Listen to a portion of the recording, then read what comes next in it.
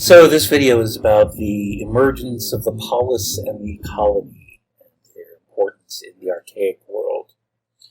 So the period that we've reached, just as a reminder, is one of the key periods of Greek history. We started out with the Bronze Age, which ends with the period of calamities and the collapse of the Bronze Age.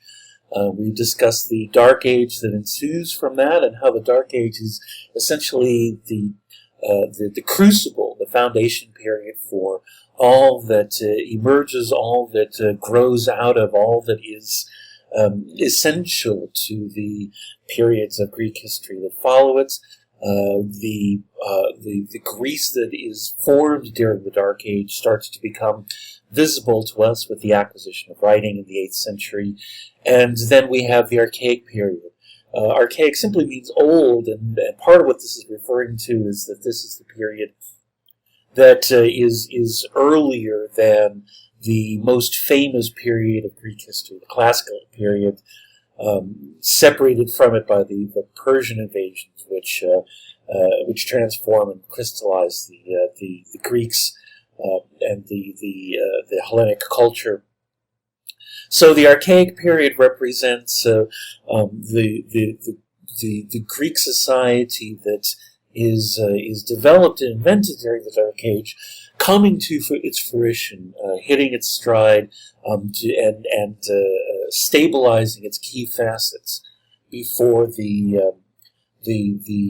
fertility and crises of the Classical era. Classical era ends with the advent of Alexander, and following that is the period in which the Greek idea is carried outward into the Eastern world as a result of the conquests of Alexander and the creation of the Hellenistic world, which then is absorbed by the Romans. So the Archaic Period is very important to us because we can actually look concretely at all of these foundational elements before everything becomes frantic, before everything becomes the hothouse of the Classical era. There are a number of key elements, key characteristics of the Classic Period that are worth emphasizing. The first of this is the polis. The second is colonization that takes place during this period. The third part is hoplite warfare. And the fourth, we put under lyric poetry. What's really important here is the emphasis on expression, lyric poetry being just one aspect of this. The Greeks embracing the idea that in order for them to be able to strive forward, to progress, to advance to a greater level, a more ideal level of society, to reach for that ultimate ideal, both at the level of the individual and at the level of the community, there must be the development of new knowledge and new understanding. And that happens primarily through expression, through the openness to the exploration of ideas, through literature, through poetry, and increasingly through philosophy. Later on, we have the emergence of drama, and still more forms science, and new forms of religion, even that seek to create new knowledge, new understanding, to broaden the scope of the human mind through the accumulation of more than what was there before. The transition to the Dark Age, as always, is visible through pottery. And so toward the end of the Dark Age, into the last phase of the Dark Age is sometimes called Homeric society, and in the last phase of the Homeric period, we start to see innovations in decoration of amphorae and craters and other forms of ceramics. A development of a sort of advanced form of the geometric. So, for example, this crater here is very clearly of the geometric style. Most of it is decorated in purely geometric forms, but it also includes important visualizations of human events.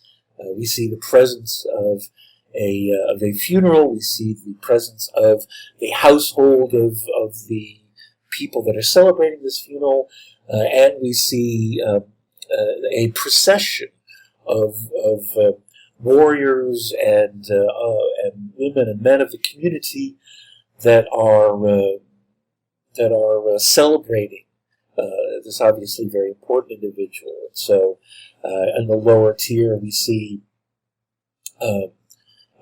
chariots and warriors being drawn across. And the idea here is that starting with the Archaic period and a little bit before the end of the Dark Age, ceramics becomes a vital means of expressing, of demonstrating, of visualizing aspects of society. These are here as decoration, but they are also here as expressions of important pillars, important fundamental components of society, as reminders, also increasingly illustrations of the archaic, especially the classical period, are provocations designed to provoke, as all art does, and especially Greek art does, a response in the reader, in the viewer, a response that is beyond the simple idea. We'll see a lot more of that as we proceed onward. The use of ceramic decoration, in other words, as an interactive medium in society, is part of the importance placed on expression that emerges during this period. A number of ideas that we associate with the Dark Age carry over into the Archaic period as a kind of undercurrent, as a kind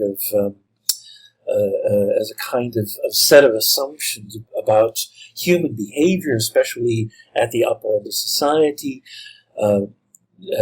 These are often found expressed in Homer and other works of the period. So mutual hospitality, the idea of xenia, is very important. The idea that even though your counterpart in some other city is a rival to you in a way, you must respect the fact that you are peers.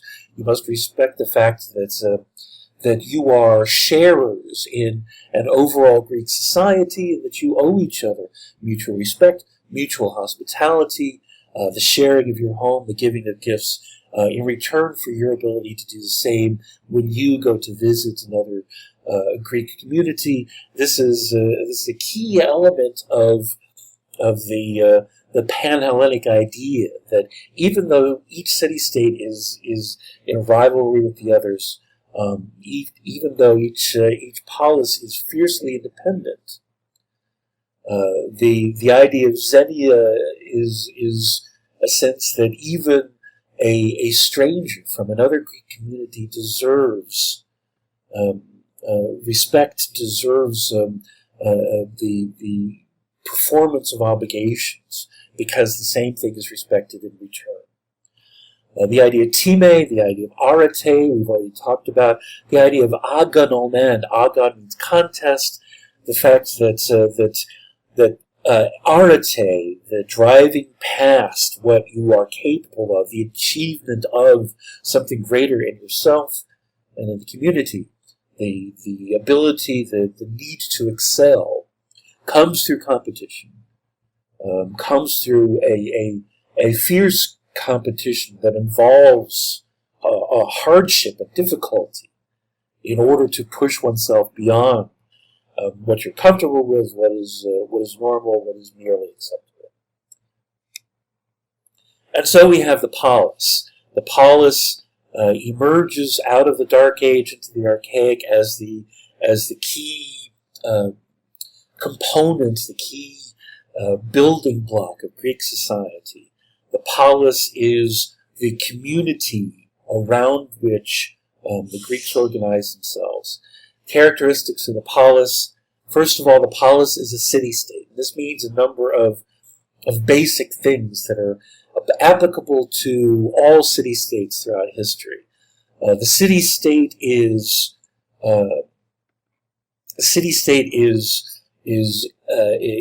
politically and economically independent and self-sufficient. The city-state rules itself. The city-state has a central identity that binds all of its members together, both in the urban center and in the surrounding farmlands. That identity must be forged among them in a way that overrides all of their other connections to clan, to your local village, to your ancestors. You must first be able to say, I am an Athenian. You must first be able to say this before any other part of your experience. This is what binds together a polis, and the sort of physical manifestation of this is the patron deity. Every city-state has a patron god or goddess that lives in a temple at the center of the city and is invited to be among the people of that city and to share his or her grace with the city. And so this makes the gods sort of partisan. In other words, the gods are part of this vast pantheon, and each city calls out to a particular god or goddess to work for them on their behalf, to live among them, to take their side, and to raise that city up to the best it can possibly be, and also in return to be aware of the things that are taking that city down, and to punish those who are acting against the advancement of the city. So, in the case of Athens, for the obvious example, the patron deity of Athens is Athena, and she is invited to live in the great temples of Athena that are built during various periods at the center of Athens on the promontory around which Athens is built, the Acropolis. What's particularly characteristic about the polis is the way in which it emerges out of the farming villages of the early Dark Age. The polis tends to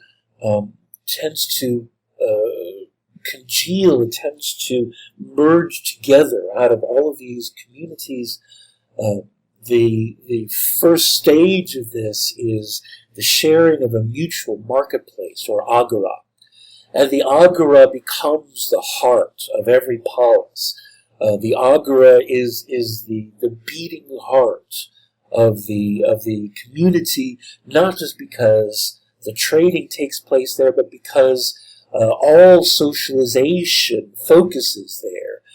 The people gather there for contact among citizens, to share information, to engage in learning, and to hear people talk about the important things of the day. It is often the beginning place and ending place of religious festivals, when the people of a community engage in processions and other collective rituals in relation to the gods. So the word for this coming together, this merging together, is synoicism. And the key element of this, as you might imagine, given my description of the city-state, is that the synoicism needs to involve the shifting of one's personal identity away from the self, away from the immediate surroundings, toward the center. And so the formation of a polis takes place over a long period of time, in which in which family and local connections are broken down in favor of this overall identity. Another key element of the polis in particular is that there's a widespread abandonment of the whole idea of a basileus or chieftain within the Greek communities. The basileus, the big man, the community chieftain, was the operating governing principle amongst property owners during the Dark Age, and is comparable to the community of heroes and princes that we see in Homer. But the polis does not have a basileus, it does not have a king. The polis is not ruled by one man. What is characteristic of the polis is that the rule by one man is replaced by governance by elected magistrates. Usually these are elected officials that serve in office for 1 year only, and their purpose is to execute the functions of the city without having one particular ruler in charge, without one person accumulating authority and power over the rest of the community. This sounds like the first stage of democracy, and in Athens, eventually this becomes true, where when Athens, a couple of centuries after the emergence of the polis, indulges in an experiment in radical democracy. But what this really comes out to is that the polis is divided between the aristoi and the demos, between the noble few and the citizen many.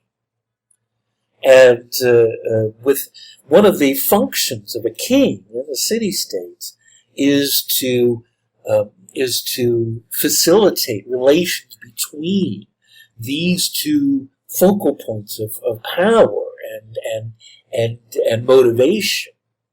The aristoi and the demos will always have almost incompatible visions of what is needful for a community, and the king is normally in a role of mediating between the elements of community and, in a way, acting as the most impartial member of that community. It works out that way, in varying levels of success, but what this essentially means is without the mediating principle of a basileus, the polis is ordinarily driven by conflict. It has, as an element of its nature, as an aspect of its very structure, a friction between the aristoi, who feel entitled to rule because of their noble blood, because of their the wealth that gives them a greater stake in the success or failure of the community, and in their greater education, versus the demos, who feel that the entire citizen body should have sovereignty, the entire citizen body should be able to make decisions for themselves. The other thing that starts to happen as the polis being plural of polis, as the polis emerge, is that new polis, new Greek city-states, are established further and further from home. When we talked about geography, we noted that the Greek mainland is not ideal, not to mention the islands of the Aegean or even Western Anatolia. The Aegean area is not ideal for the cultivation of large quantities of crops. It is not suitable for unlimited population growth. And so it's only natural that as the Greeks succeed, they start to send out chunks of their population to establish new colonies. but there's more than this going on here. The places in which these colonies are developed are places that are also of use to the Greeks back home. One of the purposes of colonization, as with empire, is control over distant resources. And so it's very demonstrably relevant that a lot of this colonization takes place in locations where large quantities of raw materials can be found that are not immediately accessible in the Aegean world themselves. And so we see a lot of colonies being founded around the Black Sea and on the northern shores of the Mediterranean and further west in the western Mediterranean. These places either have important raw materials, in particular things like timber and quantities of grains and so forth, or they have access to markets where raw materials can be maintained or where Greek materials can be sold. The colonies in Italy become vital trading posts for an immense amount of commerce with the inhabitants of Italy, in particular the Etruscans who lived to the north. And so these colonies serve a number of purposes. First, as safety valves for population growth. Second, as means of access for raw materials and markets. And third, as extensions of the mother cities back home.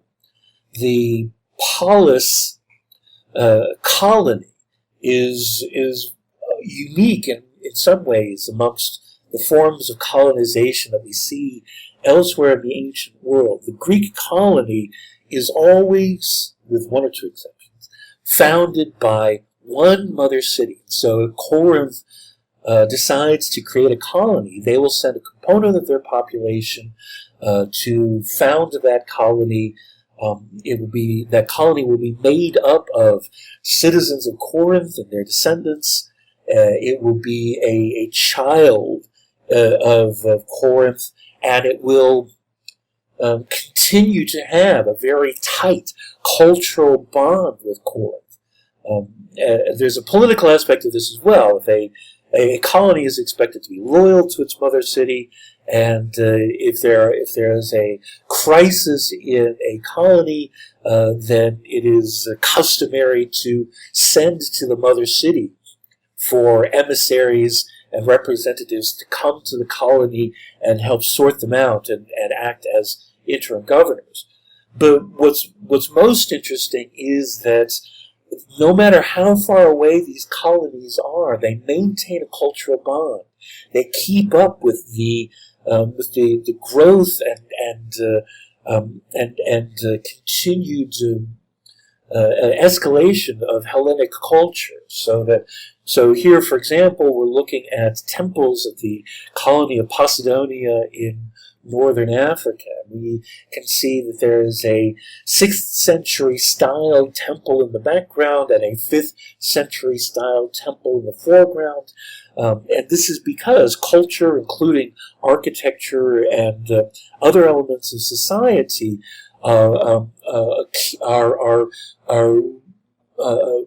keep going on throughout the entire Greek-speaking world, not just back home in the Aegean, but through all of the hundreds of colonies of the Mediterranean, the Black Sea, as well as the Aegean. The connections, commercial, political, social, and cultural, is part of the thing that helps Hellas to thrive. And allows it to be so culturally fertile and expansionist as we approach the great period of classical Greece. And so this is one of the things that makes Hellas great, is this idea of Panhellenism. Each city-state is in rivalry with the other for limited resources and for the achievement of its own vision of the ideal. And yet they are all proud to be part of a shared heritage, to speak a shared language, to share a culture that marks them out collectively as more civilized, more advanced, more free, and more having achieved more as human beings than any others in the ancient world. And that's